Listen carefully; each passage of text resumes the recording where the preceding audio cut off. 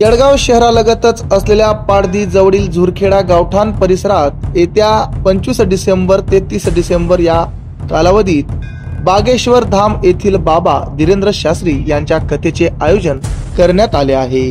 या आयोजनासाठी झालेल्या बैठकीत माजी जिल्हा परिषद सदस्य जळगाव प्रतापराव पाटील, पीसी पाटील, त्रिमूर्ती शैक्षणिक संस्थेचे संचालक मनोज पाटील यांनी उपस्थितांना मार्गदर्शन केले।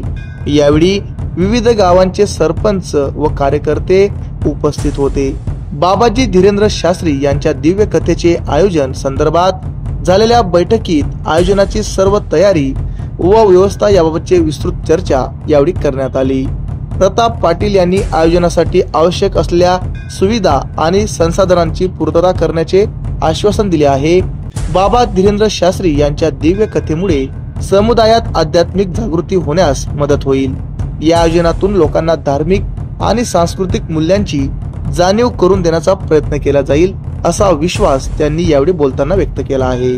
धीरेंद्र शास्त्री यांची कथा जळगाव जिल्ह्यात प्रथमच शहराला लागून असलेल्या झुरखेडा गावठाण परिसरात होत असल्याने लोकांना धार्मिक, सांस्कृतिक आणि आध्यात्मिक अनुभव मिळेल याची खात्री करण्यासाठी सर्वजण एकत्रितपणे काम करीत आहेत।